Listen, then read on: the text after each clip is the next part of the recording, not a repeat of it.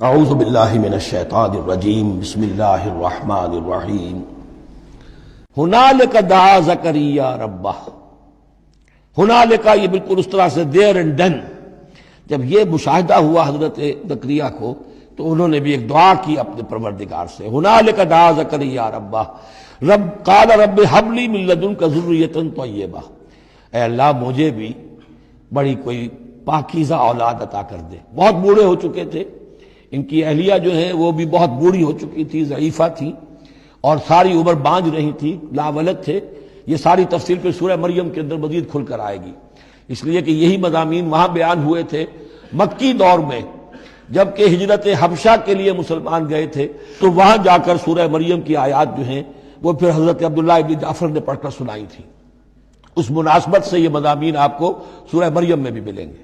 ساری عمر بوڑھے رہے اور بے اولاد رہے، لیکن اب وہ ایک دبی ہوئی خواہش، چنگاری، وہ بھڑک اٹھی.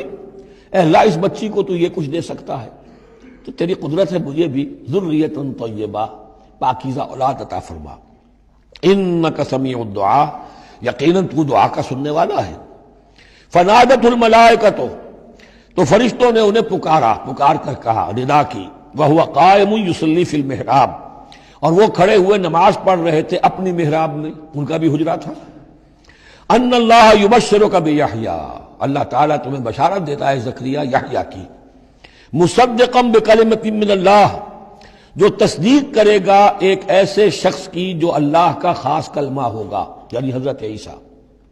کلمۃ منہ، یہ بعد میں باتیں آئیں گی. وسیداً، اور سردار ہوگا.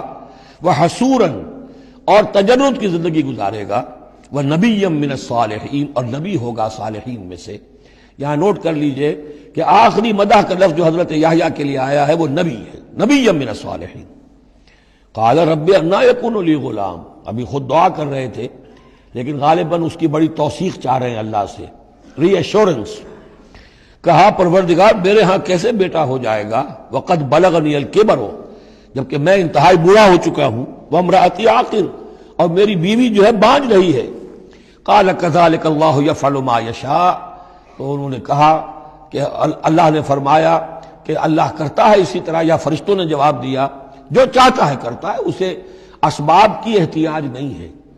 اسباب اس کے محتاج ہیں، اللہ اسباب کا محتاج نہیں ہے. قال رب اجعل لی آیہ، انہوں نے عرض کیا پروردگار میرے لیے کوئی نشانی مقرر کر دے، مجھے معلوم ہو جائے کہ واقعی ایسا ہونا ہے اور واقعی یہ کلام جو میں سن رہا ہوں تیری طرف سے ہے.